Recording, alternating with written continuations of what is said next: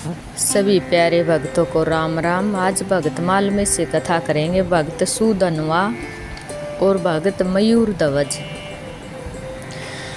जो लोग संपूर्ण कामनाओं को पूर्ण करने वाले समस्त फलों के दाता श्री गोविंद का स्मरण करते हैं, वे तीनों तापों से छूटकर सर्वथा दुख रहित हो जाते हैं।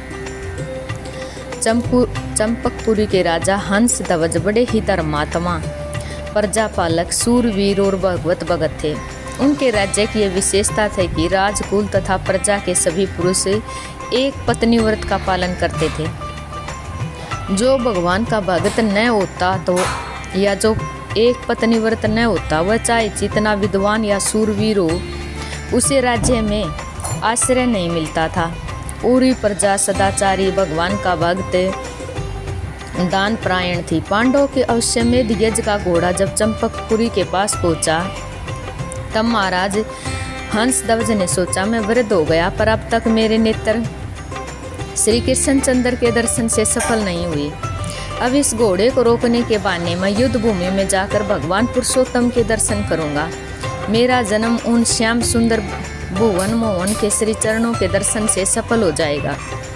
घोड़े की रक्षा के लिए गांडवधारी अर्जुन प्रद्युम्न आदि महारथियों के साथ उसके पीछे चल रहे थे। यह सबको पता था, किंतु राजा को तो पार्थ सारथी श्री कृष्णचंद्र के दर्शन करने थे। अवश्य पकड़कर बांध लिया गया। राजगुरु संघ तथा लिखित की आज्ञा से यह घोषणा कर दी गई कि अमुक समय तक सब योद्धा रण क्षेत्र में उपस्थित हो जाएं। जो ठीक समय पर नहीं पहुंचेगा, उसे उबलते हुए तेल के कढ़ाई में डाल दिया जाएगा। राजा हंस ध्वज के 5 पुत्र थे, सुबल, सूरथ, सम, सुदर्शन और सुधनवा। छोटे राजकुमार सुधनवा अपनी माता के पास आज्ञा लेने पहुंचे। वीर माता ने पुत्र को हृदय से लगाया और आदेश दिया, बेटा तू युद्ध में जा और विजयी होकर लौट, परंतु मेरे पास 4 पैर वाले पशु को मत ले आना। मैं तो मुक्तिदाता हरि को पाना चाहती हूँ। तू वही कर्म कर जिसे श्री कृष्ण प्रसन्न हो। वे भगत वत्सल हैं। यदि तू अर्जुन को युद्ध में छका सके तो वे पार्थ की रक्षा के लिए अवश्य आएंगे। वे अपने भगत को कभी नहीं छोड़ सकते। देख, तू मेरे दूध को लज्जित मत करना। श्री कृष्ण को देखकर डरना मत।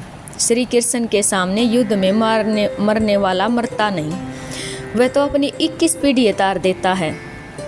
युद्ध में लड़ते हुए पुरुषोत्तम के सम्मुख तू यदि वीरगति प्राप्त करेगा तो मुझे सच्ची प्रसन्नता होगी। धन्य है माता। सुधनवा ने माता की आज्ञा स्वीकार की। बहन कुबला से आज्ञा तथा प्रोत्साहन प्राप्त करके वे अपने अंतपुर में गए। द्वार पर उसकी सती पत्नी प्रभावती पहले से ही पूजा का थाल सजाए पति की आरती उतारने को खड़ी थी। उसने पति की पूजा करके प्रार्थना की कि नाथ, आप अर्जुन से संग्राम करने जा रहे हैं। मैं चाहती हूँ कि आपके चले जाने पर एक अंजलि देने वाला पुत्र रहे। सुधनवा पत्नी को समझाना चाहा, पर वह तो पतिव्रता थी। उसने कहा, मेरे स्वामी, मैं जानती हूँ कि श्री कृष्णचंद्र के समीप जाकर कोई इस संसार में लौटता नहीं। मैं तो आपकी दासी हूँ। आपकी इच्छा और आपके हित में ही मेरा हित है। मैं आपके इस मंगल प्रस्थान में बाधा नहीं देना चाहती। इस दासी की तो एक तुच्छ प्रार्थना है, आपको यह प्रार्थना पूर्ण करनी चाहिए। अनेक प्रकार से सुधनवा ने समझाना चाहा, किंतु अंत में प्रभावती की विजय हुई। सती नारी की धर्म सम्मत प्रार्थना वे अस्वीकार नहीं कर सके। वहाँ से फिर स्नान प्राणायाम करके वे युद्ध के लिए रथ पर बैठे। उधर युद्ध भूमि में महाराज हंस ध्वज अपने 4 राजकुमारों के साथ पहुँच गई। सभी सूरवीर एकत्रित हो गए, किंतु समय हो जाने पर भी जब सुधनवा नहीं पहुँचे, तब राजा ने उन्होंने पकड़ लाने के लिए कुछ सैनिक भेजे। सैनिकों को सुधनवा मार्ग में ही मिल गए। पिता के पास पहुंचकर जब उन्होंने विलंब का कारण बताया, तब क्रोध में भरकर महाराज कहने लगे, तू बड़ा मूर्ख है। यदि पुत्र होने से ही सदगति होती तो सभी कुकर सुकर स्वर्ग ही जाएं। तेरे धर्म और विचारों को धिक्कार है। श्री कृष्णचंद्र का नाम सुनकर भी तेरा मन काम के वश हो गया। ऐसे कामी भगवान से विमुख कुपुत्र का तो तेल में उबल कर ही मरना ठीक है। राजा ने व्यवस्था के लिए पुरोहितों के पास दूत भेजे और धर्म के मर्मज्ञ स्मृतियों के रचयिता ऋषि शंख और लिखित बड़े क्रोधी थे। उन्होंने दूत से कहा, राजा का मन पुत्र के मोह से धर्म भ्रष्ट हो गया। जब सबके लिए एक ही आज्ञा थी कि तब व्यवस्था पूछने की क्यों आवश्यकता हुई। जो मंदबुद्धि, लोभ, मोह या भय से अपने वचनों का पालन नहीं करता, उसे नरक के दारुण दुख मिलते हैं। हंस ध्वज पुत्र के कारण अपने वचनों का झूठा करना चाहता है। ऐसे अधर्मी राजा के राज्य में हम नहीं रहना चाहते। इतना कहकर वे दोनों ऋषि चल पड़े। दूत से समाचार पाकर राजा ने मंत्री को आदेश दिया, सुधनवा को उबलते तेल के कढ़ाई में डाल दो। इतना आदेश देकर वे दोनों पुरोहितों को मनाने चले गए। मंत्री का बड़ा दुख हुआ, किंतु सुधनवा ने उन्होंने कर्तव्य पालन के लिए दृढ़तापूर्वक समझाया। पिता की आज्ञा का सतपुत्र को पालन करना ही चाहिए, यह उसने निश्चय किया और उसने तुलसी की माला गले डाली और हाथ जोड़कर भगवान से प्रार्थना की, प्रभु गोविंद मुकुंद, मुझे मरने का कोई भय नहीं। मैं तो आपके चरणों में देह त्याग करने ही आया था, परंतु मैं आपका प्रत्यक्ष दर्शन न कर सका, यही मुझे दुख है। मैंने आपका तिरस्कार करके बीच में ही कामी की सेवा की। क्या इसलिए आप मेरी रक्षा को अपने अभ्य हाथ नहीं बढ़ाते? पर मेरे स्वामी, जो लोग कष्ट में पड़कर भय से व्याकुल होकर आपकी शरण लेते हैं, उन्होंने क्या सुख की प्राप्ति नहीं होती? मैं आपका ध्यान करते हुए शरीर छोड़ रहा हूँ, अतः आपको अवश्य प्राप्त होऊंगा। किंतु लोग कहेंगे कि सुधनवा वीर होकर भी कढ़ाई में जलकर मरा। मैं तो आपके भक्त अर्जुन के बाणों को अपना शरीर भेंट करना चाहता था। आपने अनेक भक्तों की टेक रखी है, अनेकों की इच्छा पूर्ण की है, मेरी भी इच्छा पूर्ण कीजिए। आपने इस चरण आश्रित की टेक भी रखी है। इस अग्निदाह में बचकर इस शरीर को अपने चरणों में गिरने दीजिए। इस प्रकार प्रार्थना करके हरे गोविंद श्री कृष्ण आदि भगवान नामों को पुकारते हुए सुधनवा कढ़ाई के खोलते तेल में कूद पड़े। एक दिन प्रहलाद के लिए भी अग्निदेव शीतल हो गए थे। एक दिन व्रज बालकों के लिए भी मयूर मुक्ति ने दाव अग्नि को पी लिया था। आज सुधनवा के लिए खोलता तेल शीतल हो गया। सुधनवा को तो शरीर का भान ही नहीं था। वे तो अपने श्री कृष्ण को पुकारने, उनका नाम लेने में तत्लीन हो गए थे, किंतु देखने वाले आश्चर्य मूड हो रहे थे। खोलते तेल में सुधनवा जैसे ही तैर रहे हों, उनका तो एक रोम तक झुलस नहीं रहा था। यह बात सुनकर राजा हंस ध्वज भी दोनों पुरोहितों के साथ वहां आए। श्रद्धा रहित तार्किक पुरोहित शंख को संदेह हुआ, इस अवश्य इसमें कोई चालाकी है। भला तेल गर्म होता तो उसमें सुधनवा बच कैसे रहता? कोई मंत्र या औषधि का प्रयोग तो नहीं किया गया। तेल की परीक्षा के लिए उन्होंने एक नारियल कढ़ाई में डाला। उबलते तेल में पड़ते ही नारियल तड़ाक से फूट गया, उसके 2 टुकड़े हो गए और उछलकर वे बड़े जोर से शंख और लिखित के सिर में लगे। अब उनको भगवान के महत्व का ज्ञान हुआ। शिव को उन्होंने पूछा, सुधनवा ने कोई औषधि शरीर में लगाई क्या, अथवा उसने किसी मंत्र का जप किया था? सेवकों ने बताया कि राजकुमार ने ऐसा कुछ नहीं किया, वे प्रारंभ से भगवान का नाम ले रहे हैं। अब शंख को अपने अपराध का पता लगा। उन्होंने कहा, मुझे धिक्कार है, मैंने भगवान के एक सच्चे भगत पर संदेह किया। प्रायश्चित करके प्राण त्यागने का निश्चय करके शंख मुनि उस उबलते तेल के कढ़ाई में कूद पड़े, किंतु सुधनवा के प्रभाव से उनके लिए भी तेल शीतल हो गया। मुनि ने सुधनवा को हृदय से लगा लिया और उन्होंने कहा, कुमार तुम्हें धन्य है, मैं तो ब्राह्मण होकर शास्त्र पढ़कर भी साधु हूँ, मूर्ख हूँ मैं। बुद्धिमान और विद्वान तो वही हैं जो भगवान श्री कृष्ण का स्मरण करता है। तुम्हारे स्पर्श से मेरा यह अदम देह भी आज पवित्र हो गया। तुम जैसे भगवान के भक्तों का तो दर्शन ही मनुष्य जीवन की परम सफलता है। राजकुमार, अब तुम इस तेल से निकलो, अपने पिता, भाइयों और सेना को पावन करके मेरा भी उद्धार करो। त्रिलोकी के स्वामी श्री कृष्ण जिनके सारथी बनते हैं, उनका धनुर्धर अर्जुन को संग्राम में तुम संतुष्ट कर सकते हो। मुनि के साथ सुधनवा कढ़ाई से बाहर आए। राजा हंस ध्वज ने अपने भगवत भक्त पुत्र का समादर किया और इन्हें आशीर्वाद दिया। पिता की आज्ञा से सुधनवा सेना नायक हुए। अर्जुन की सेना से उनका संग्राम होने लगा। सुधनवा के शौर्य के कारण पांडव दल में खलबली मच गई। वृषकेतु, प्रद्युम्न, कृतवर्मा, सात्यकी आदि वीरों को उस तेजस्वी ने घायल करके पीछे हटने को विवश कर दिया। अंत में अर्जुन सामने आए। अर्जुन को अपनी शूरता का कुछ दर्प भी था, किंतु सुधन्वा तो केवल श्याम सुंदर के भरोसे युद्ध कर रहे थे। भगवान को अपने भगत का प्रभाव दिखलाना था। बालक सुधन्वा को अपने सामने देखकर पार्थ को बड़ा आश्चर्य हुआ। सुधन्वा ने उनसे कहा, विजयी, सदा आपके रथ पर श्री कृष्णचंद्र सारथी के स्थान पर बैठे आपकी रक्षा किया करते थे, इसी से आप सदा विजयी होते रहे हैं। आज आप अपने उन समर्थ सारथी को कहाँ छोड़ दिया? मेरे साथ युद्ध करने में श्री कृष्ण ने तो आपको नहीं छोड़ दिया।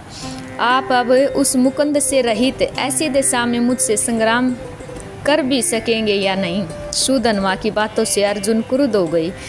उन्होंने बाण वर्षा आरंभ कर दी, परंतु हंसते हुए सुधन्वा ने उनके बाणों के टुकड़े टुकड़े उड़ा दिए। अर्जुन के दिव्यास्त्रों को भी राजकुमार ने व्यर्थ कर दिया। स्वयं पार्थ घायल हो गए, उनका सारथी मरकर गिर पड़ा। सुधन्वा ने फिर हंसकर कहा, धनंजय, मैं तो पहले ही कहता था कि अपने सर्वज्ञ सारथी को छोड़कर आपने अच्छा नहीं किया। आपका सारथी मारा गया, आप मेरे बाणों से घायल हो गए हैं। अब भी शीघ्रता से अपने उस श्याम रूप सारथी का स्मरण कीजिए। अर्जुन के बाएं हाथ से घोड़ों की डोर पकड़ी है और एक हाथ से युद्ध करते और वे भगवान को मन ही मन पुकारने लगे। उनके स्मरण करते ही श्री कृष्णचंद्र प्रकट हो गए। उन्होंने अर्जुन के हाथ से रथ की रस्मी ले ली। सुधन्वा और अर्जुन दोनों ने भगवान को प्रणाम किया। सुधन्वा के नेत्र आनंद से खिल उठे। जिसके लिए उसने युद्ध में अर्जुन को छकाया था, वह कार्य तो पूरा हुआ। कमल लोचन श्री कृष्णचंद्र आ गए। उनके दर्शन करके वे कृतार्थ हो गया। अब उसे भला और क्या चाहिए? उसने अर्जुन को ललकारा, पार्थ, आपके ये सर्वसमर्थ सारथी तो आ गए। अब तो आप मुझ पर विजयी पाने के लिए कोई प्रतिज्ञा करें। अर्जुन को भी आवेश आ गया। उन्होंने 3 बाण निकालकर प्रतिज्ञा की कि इन 3 बाणों से यदि मैं तेरा सुंदर मस्तक न काट दूं तो मेरे पूर्वज पुण्यहीन होकर नरक में गिर पड़े। अर्जुन की प्रतिज्ञा सुनकर सुधन्वा ने हाथ उठाकर कहा, हे श्री कृष्ण साक्षी, इनके सामने ही मैं तुम्हारे इन 3 बाणों को काट न दूं तो मुझे घोर गति प्राप्त हो। यह कहकर सुधन्वा ने श्री कृष्ण तथा अर्जुन को बाणों से घायल कर दिया। उनके रथ को कुछ तोड़ डाला। बाणों से मारकर उनके रथ को कुम्हार के चाक की भांति घुमाने लगा। 400 हाथ पीछे हटा दिया उस रथ को। भगवान ने कहा, अर्जुन, सुधन्वा बहुत बाका वीर है। मुझसे पूछे बिना प्रतिज्ञा करके तुमने अच्छा नहीं किया। जयद्रथ वध के समय तुम्हारी प्रतिज्ञा कितना संकट उपस्थित किया था, यह तुम भूल कैसे गई? सुधन्वा एक पत्नी व्रत के प्रभाव से महान है और इस विषय में हम दोनों पिछड़े हुए हैं। अर्जुन ने कहा, गोविंद, आप आ गए हैं, फिर मुझे चिंता ही क्या है? जब तक आपके हाथ में मेरे रथ की डोरी, मुझे कौन संकट में डाल सकता है? मेरी प्रतिज्ञा अवश्य पूरी होगी। अर्जुन ने एक बाण चढ़ाया। भगवान ने अपने गोवर्धन धारण का पुण्य उस बाण को अर्पित किया। बाण छूटा, कालाग्नि के समान वह बाण चला। सुधन्वा ने गोवर्धनधारी श्री कृष्ण का स्मरण करके बाण मारा और अर्जुन का बाण 2 टुकड़े होकर गिर पड़ा। पृथ्वी कांपने लगी। देवता भी आश्चर्य में पड़ गए। भगवान की आज्ञा से अर्जुन ने दूसरा बाण चढ़ाया। भगतवत्सल प्रभु ने उसे अपने बहुत से पुण्य अर्पण किए। सुधन्वा ने श्री कृष्णचंद्र की जय कहकर अपने बाण से उसे भी काट दिया। अर्जुन उदास हो गए। रणभूमि में हाहाकार मच गया। देवता सुधन्वा की प्रशंसा करने लगे। अब तीसरे बाण को भगवान ने अपने राम अवतार का पूरा पुण्य दिया। बाण के पिछले भाग में ब्रह्मा जी को तथा मध्य में काल को प्रतिष्ठित करके नोक पर वे स्वयं एक रूप में बैठे और अर्जुन ने वह बाण भगवान के आदेश से धनुष पर चढ़ाया। सुधन्वा ने कहा, नाथ, तुम मेरा वध करने स्वयं बाण में स्थित होकर आ रहे हो, यह मैं जान गया हूँ मेरे स्वामी। आओ, रणभूमि में मुझे अपने श्री चरणों का आश्रय देकर कृतार्थ करो। अर्जुन, तुम धन्य हैं। साक्षात नारायण तुम्हारे बाण को अपना पुण्य ही नहीं देते, स्वयं बाण में स्थित भी होते हैं। विजयी तो तुम्हारी है ही, किंतु भूल मत, मैं इन्हीं श्री कृष्णचंद्र की इसी कृष्ण की कृपा से इस बाण को अवश्य काट दूंगा। बाण छूटा, सुधनवा ने पुकार की, भगत वत्सल गोविंद की जय, और बाण मार दिया। भगत के प्रभाव को काल देवता रोक लिए संभव नहीं। अर्जुन का बाण बीच में ही कटकर 2 टुकड़े हो गया। सुधनवा की प्रतिज्ञा पूरी हुई। अब अर्जुन का प्रण पूरा होना था। बाण कट गया पर उसका अगला भाग गिरा नहीं। उस आधे बाण ने ही ऊपर उठकर सुधनवा का मस्तक काट दिया। मस्तकहीन सुधनवा के शरीर ने पांडव सेना को तहस नहस कर दिया और उसका सिर भगवान के चरणों में जाकर गिरा। श्री कृष्णचंद्र ने गोविंद मुकुंद हरि कहते उस मस्तक को अपने हाथों में उठा लिया और इसी समय परम भक्त सुधनवा के मुख से एक ज्योति निकली और सबके देखते देखते वह श्री कृष्णचंद्र के मुख में प्रविष्ट हो गई। भक्त मयूर ध्वज। द्वापर के अंत में रतनपुरी के अधिपति महाराज मयूर ध्वज एक बहुत बड़े धर्मात्मा तथा भगवत भक्त संत हो गई। इनकी धर्मशीलता, प्रजावत्सलता एवं भगवान के प्रति स्वाभाविक अनुराग अतुलनीय ही था। इन्होंने भगवत प्रियर्थी अनेक बड़े बड़े यज्ञ किए थे, करते ही रहते थे। एक बार इनका अश्वमेध का घोड़ा छूटा हुआ था और उसके साथ इनके वीर पुत्र ताम्रध्वज तथा प्रधानमंत्री सेना के साथ रक्षा करते हुए घूम रहे थे। उधर उन्हीं दिनों धर्मराज युधिष्ठिर का भी अश्वमेध यज्ञ चल रहा था। उनके घोड़े के रक्षक रूप में अर्जुन और उनके सारथी स्वयं भगवान श्री कृष्ण साथ थे। मणिपुर में दोनों की मुठभेड़ हो गई। उन दिनों भगवान के सारथ्य और अनेक वीरों पर विजय प्राप्त करने के कारण अर्जुन के मन में कुछ अपनी भक्ति और वीरता का गर्व सा हो आया था। संभव है इसलिए अथवा अपने एक छिपे हुए भगत की महिमा प्रकट करने के लिए भगवान ने एक अद्भुत लीला रची। परिणामतः युद्ध में श्री कृष्ण के ही बल पर मयूर ध्वज के पुत्र ताम्रध्वज ने विजय प्राप्त की थी और श्री कृष्ण तथा अर्जुन दोनों को मूर्छित करके वह दोनों घोड़ों को अपने पिता के पास ले गया। पिता के पूछने पर मंत्री ने बड़ी प्रसन्नता से सारा समाचार कह सुनाया, किंतु सब कुछ सुन लेने के पश्चात मयूर ध्वज ने बड़ा खेद प्रकट किया। उन्होंने कहा, तुमने बुद्धिमानी का काम नहीं किया। श्री कृष्ण को छोड़कर घोड़े को पकड़ लेना या यज्ञ पूरा करना हमारा उद्देश्य नहीं। तुम मेरे पुत्र नहीं बल्कि शत्रु हो, जो भगवान के दर्शन पाकर भी उन्होंने छोड़कर चले आए। इसके बाद वे बहुत पश्चाताप करने लगे। उधर जब अर्जुन की मूर्छा टूटी तब उन्होंने श्री कृष्ण के घोड़े के लिए बड़ी व्यग्रता प्रकट की। भगवान अपने भक्त की महिमा दिखाने के लिए स्वयं ब्राह्मण बने और अर्जुन को अपना शिष्य बनाया तथा दोनों मयूर ध्वज की यज्ञशाला में उपस्थित हुए। इनके तेज और प्रभाव को देखकर मयूर ध्वज अपने आसन से उठकर नमस्कार करने वाले ही थी कि इन्होंने पहले ही स्वस्ति कहकर आशीर्वाद दिया। मयूर ध्वज ने इनके इस कर्म को अनुचित बतलाते हुए इन्हें नमस्कार किया और स्वागत सत्कार करके अपने योग्य सेवा पूछी। ब्राह्मण वेशधारी भगवान ने अपनी इच्छित वस्तु लेने की प्रतिज्ञा करके बतलाया, मैं अपने पुत्र के साथ इधर आ रहा था कि मार्ग में एक सिंह मिला और उसने मेरे पुत्र को खाना चाहा। मैंने पुत्र के बदले अपने को देना चाहा पर उसने स्वीकार नहीं किया। बहुत अनुनय विनय करने पर उसने यह स्वीकार किया कि राजा मयूर ध्वज पूर्ण प्रसन्नता के साथ अपनी स्त्री और पुत्र के द्वारा अपने आधे शरीर की कुआरे से चिरवा कर मुझे दे दे तो मैं तुम्हारे पुत्र को छोड़ सकता हूँ। राजा ने बड़ी प्रसन्नता से यह बात स्वीकार कर ली। उन्होंने ऐसा मालूम हुआ कि इस वेश में स्वयं भगवान ही मेरे सामने उपस्थित हैं। यह बात सुनते ही संपूर्ण सदस्यों में हलचल मच गई। साध्वी रानी ने अपने को उनका आधा शरीर बतला कर देना चाहा पर भगवान ने दाहिने अंश की आवश्यकता बतलाई। पुत्र ने भी अपने को पिता की प्रतिमूर्ति बताकर सिंह का ग्रास बनने की इच्छा प्रकट की, पर भगवान ने उसके द्वारा चीरे जाने की बात कहकर उसकी प्रार्थना भी अस्वीकार कर दी।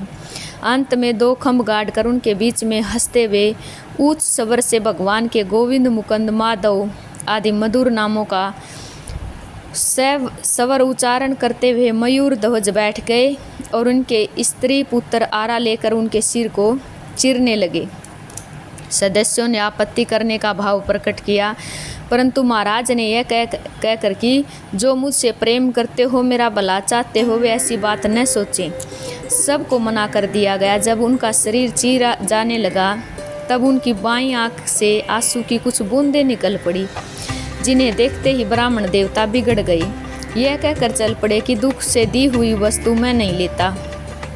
फिर अपनी स्त्री की प्रार्थना से मयूर ध्वज ने उस ब्राह्मण देवता को बुलाकर बड़ा आग्रह किया और कहा और समझाया कि भगवान, आंसू निकलने का यह भाव नहीं है कि मेरा शरीर काटा जा रहा है, बल्कि बाईं आंख से आंसू निकलने का यह भाव है कि ब्राह्मण के काम आकर दाईं आंख तो सफल हो रहा है, परंतु बायां अंग किसी के काम न आया।